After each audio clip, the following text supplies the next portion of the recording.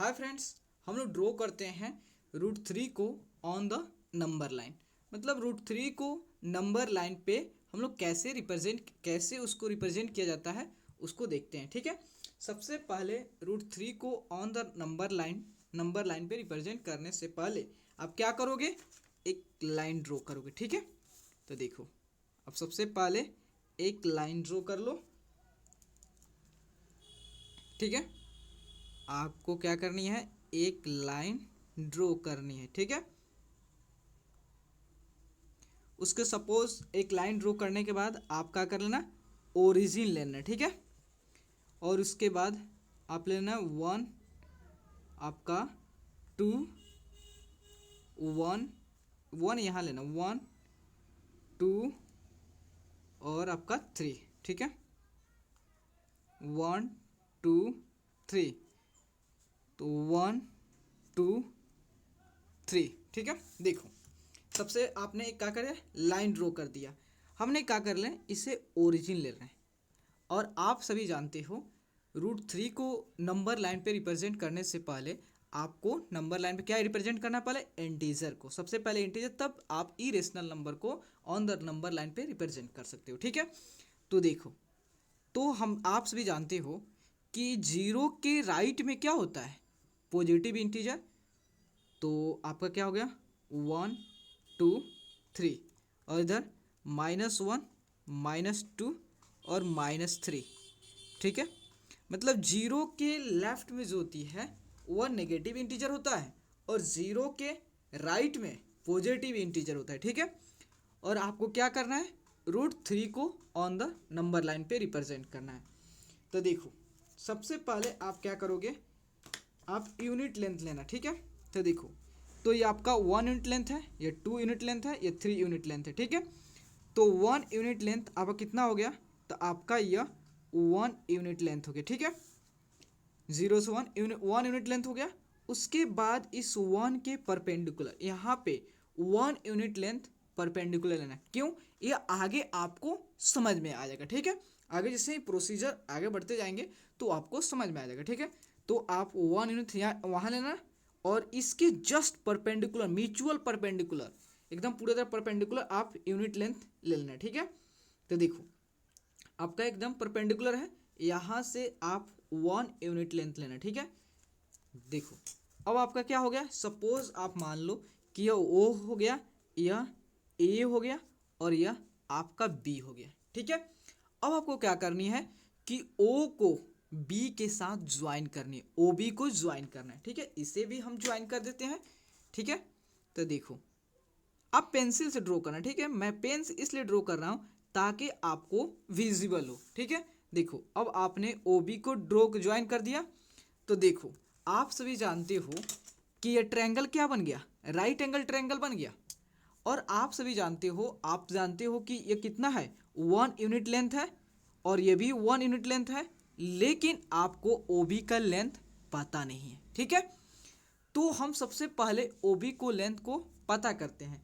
और O B की length को कैसे पता करोगे, कैसे, आप जानते हो कि ये राइट एंगल ट्रायंगल है और राइट एंगल ट्रायंगल में आप पाइथागोरस थ्योरम के हेल्प से ओ बी लेंथ को फाइंड आउट कर सकते हो। ठीक है, तो देखो O B square equal to O A square plus A B square. ठीक है, तो आपका ओ ए कितना है, हमने एज्यूम किया था 1, ओ बी ए बी कितना है, ये भी 1 के स्क्वायर, ये भी 1 के स्क्वायर। ठीक है, तो देखो 1 के स्क्वायर भी आपका 1 ही होता है, 1 के स्क्वायर 1 मीन्स ये आपका कितना होगा 2, और यहाँ ओ बी स्क्वायर है। ठीक है, तो ओ बी इजकल टू, आप सभी जानते हो जब स्क्वायर होता है और स्क्वायर जो होता है इक्वल के इस साइड आता है तो रूट में कन्वर्ट हो जाता है। यह आपका रूट ओ बी कितना हो गया, √2 हो गया। यह ओ बी जो है, यह आपका ओ बी क्या है, √2 है। लेकिन आपको तो √2 को ड्रॉ नहीं करना है, ये लेंथ तो आपका √2 हो गया। इसको आप सेंटर मान के, एज ए सेंटर लेके, और ओ बी को एज ए रेडियस लेकर, जब आप इसे जो एक्स, आप एक्स डैश ओ एक्स, मतलब एक्स ओ लाइन पे, इस लाइन पे जब आर कट करोगे तो वह आपको √2 रिप्रेजेंट करे, लेकिन आपको तो √2 नहीं रिप्रेजेंट करना है। बस देखो आप क्या करना है, देखो सबसे पहले आप ट्रायंगल यहाँ बनाना, ठीक है। अब ट्रायंगल ऐसा बनाना ताकि आपका √2 आ जाए, तो ऐसे 1 और 1 का स्क्वायर कितना होता है, √2 हो गया। लेकिन आपको तो √3 को रिप्रेजेंट करना है, तो सबसे पहले आप क्या करोगे, आगे फिर प्रोसीजर आगे बढ़ाओगे, ठीक है। ऐसा कोई डिजिट नहीं मिल रहा है ताकि जो है आपका यहाँ √3 एक बार में ड्रॉ कर सको, ठीक है। इसलिए हम क्या कर रहे हैं, सबसे पहले √2 को ड्रॉ करते हैं, देन आगे हम क्या करते हैं, √3 को ड्रॉ करेंगे, ठीक है। तो देखो अब क्या करना कि जो आपका OB लाइन है, ये OB लाइन है, OB लाइन के और B पॉइंट पे, OB लाइन पे और B पॉइंट के परपेंडिकुलर लाइन लेना 1 यूनिट लेंथ। मैं आपको समझाऊंगा वो भी, ठीक है। 1 यूनिट लेंथ। देखो आप यहाँ पे √2 ले सकते हो, लेकिन क्या आप ही बताओ, तो क्या इसमें स्केल में जो रूलर होता है उसमें √2 होता है, नहीं ना होता। इसीलिए सबसे पहले हम √3 को फाइंड आउट करने के लिए सबसे पहले हम √2 को फाइंड आउट करते हैं, ठीक है। तो देखो सबसे पहले आप क्या करोगे, परपेंडिकुलर लाइन ड्रॉ करोगे, OB के परपेंडिकुलर एट पॉइंट B पे यूनिट लाइन ड्रॉ करोगे, ठीक है। तो देखो यूनिट लाइन ड्रॉ करोगे आप, यूनिट लेंथ यहाँ देखो, यूनिट लेंथ हमने इसी को एज्यूम किया है कि हमारा ये यूनिट लेंथ है, ठीक है। ये मान लेते हैं हमारा D है, ठीक है, ये D है, यह हमारा यूनिट लेंथ है। यह कितना लिया हमने, 1 यूनिट लेंथ लिया है, ठीक है। अब आप क्या करोगे, देखो यहाँ पे क्या बन गया, आप यहाँ पे देखो कि जो OB लाइन है और BD लाइन है, both are perpendicular to each other, both are mutual perpendicular to each other, ठीक है। उसके बाद आप क्या करोगे, ये D जो लाइन ड्रॉ किया है, जो D पॉइंट है, D पॉइंट को और O पॉइंट को एक दूसरे से ज्वाइन कर दोगे, ठीक है। तो देखो हम क्या कर रहे हैं, इसको ज्वाइन कर दे रहे हैं, ठीक है। ज्वाइंट, पहले तो आप किस ट्रायंगल में थे, पहले आप ट्रायंगल में थे OAB में, OAB में। अब ध्यान से देखना, अब आपको ट्रायंगल में आना है, कौन सा ट्रायंगल, ट्रायंगल जो है OBD ट्रायंगल में। OBD ट्रायंगल में आपका यहाँ राइट एंगल ट्रायंगल है, इसका मतलब जो है कि OBD जो ट्रायंगल है वह क्या है, राइट एंगल ट्रायंगल है। और राइट एंगल ट्रायंगल में आप पाइथागोरस थ्योरम को अप्लाई कर सकते हो, ठीक है। पाइथागोरस, ठीक है, पाइथागोरस थ्योरम, पाइथागोरस थ्योरम को आप क्या कर सकते हो, अप्लाई कर सकते हो इन ट्रायंगल। देखो in triangle right angle triangle AOBD में, ठीक है। आपको क्या करना है, फाइंड करना है OD को, ठीक है। तो OD इजकल टू, OD का स्क्वायर इक्वल टू अब आपका OB स्क्वायर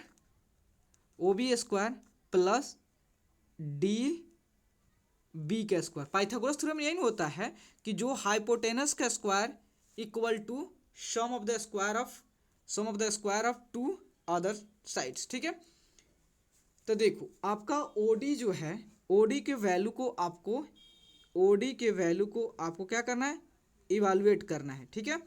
OB कितना है, OB जो है आपका, OB जो है √2 है, ठीक है, √2 का स्क्वायर प्लस DB का कितना है, देखो DB जो है आपका यूनिट लेंथ है, तो मीन्स जो है 1 का स्क्वायर, ठीक है। देखो OD स्क्वायर, अब देखो √2 का स्क्वायर आपका क्या होगा, 2 होगा। अगर आप नहीं समझते हो तो देखो कुछ पल के लिए मैं आपको यहाँ समझा दे रहा हूँ। देखो यह √2 का मतलब होता है आपका 2 का पावर 1/2, ठीक है, यही ना होता है। अब देखो इसके पावर 2 है, तो यहाँ 2 से मल्टीप्लाई, तो 2 से 2 कैंसिल होगा कि नहीं हो गया, तो अब कितना बचा, ओनली 2 बचा, ठीक है। तो हम क्या करें, 2 + 1 कितना हो गया, 3 हो गया। तो देखो OD square equal to 3, then आपका इधर जो है स्क्वायर है तो इक्वल किस साइड आएगा, तो √3 हो गया। आपको इसी को √3 को ही ड्रॉ करना है ऑन द नंबर लाइन पे। तो देखो, तो यह आपका √3 हो गया, ठीक है। तो √3 आपने जब फाइंड आउट कर लिया, √3 की लेंथ कितनी होती है, देखो हम लोग बेसिकली इसमें क्या फाइंड आउट करना है, हम लोग को जो फाइंड आउट करना है कि जो √3 का लेंथ कितना होगा, उसी लेंथ को हम लोग इस नंबर लाइन पे रिप्रेजेंट करना है, ठीक है। हमको तो मिल गया कि हाँ जी, कि ओ बी का लेंथ जो है इतना जो होगा किसका, आपका √3 का लेंथ। अब उसको हम द नंबर लाइन पे रिप्रेजेंट करें, कैसे रिप्रेजेंट करेंगे, तो देखो सबसे पहले आप कंपास लोगे, ठीक है, और कंपास लेकर ओ को सेंटर लेना, ठीक है, ओ को सेंटर लेके आप डी को एज अ रेडियस लो। क्यों, क्योंकि इस जो होता है देखो, जब आप ओ पे ओ को सेंटर लेके ओ डी एज रेडियस इसलिए लेते हो ताकि जो होता है √3 की लेंथ कितनी होगा, कितना है, उसको जैसे ही आप √3 लेंथ जो मेजर कर लिए, अब उसको क्या करोगे, आप जो है इस एक्स डैश लाइन पे आप उसे आर कट करोगे, और जहाँ कट होगा वही आपको √3 रिप्रेजेंट करता है, ठीक है। तो देखो आपका, देखो यहाँ पे हो गया, तो जब आप यहाँ कट करते हो तो देखो आर्क मैंने कट किया कहाँ पे, तो देखो जब आपने यहाँ आर कट किया तो यह आपका √3 रिप्रेजेंट करता है, ठीक है। यहाँ पे क्या रिप्रेजेंट करता है, √3, ठीक है। यहाँ पे यह √3 मीन्स ओ बी, मान लो यहाँ पे आपका ये पी हो गया, तो ओ पी जो है O P equal to O D होगा, और यह होगा आपका √3 के, ठीक है। √3 आपने √3 ड्रॉ कर लिया। सपोज अगर आपको कहीं √2 का ड्रॉ करना होता है, तो देखो √2 के लेंथ को तो आपने अभी ड्रॉ किया, तो यहाँ को सेंटर लेके, ठीक है, यहाँ पे सेंटर लेके ओ पे सेंटर लेके और ओ बी लेंथ को कैलकुलेट कर लेना, आप मेजर कर लेना कितना उसकी लेंथ है, और उससे जो आर्क लेके आप यहाँ पे इसको कट कर देना। तो यह आपका √3 रिप्रेजेंट करता है, और यह आपका √2 हो गया, मतलब ओ मान लो इसके क्यू हो गया, ठीक है। तो O Q equal to O B होगा, कितना के इक्वल, √2 के इक्वल होगा, ओके। तो प्लीज़ दोस्तों, अगर आपको वीडियो अच्छा लगे और आपके लिए हेल्पफुल है तो प्लीज़ चैनल को लाइक एंड सब्सक्राइब प्लीज़ ज़रूर करें, क्योंकि आपका like and subscribe he motivate करता है दोस्तों। Okay, thank you friends.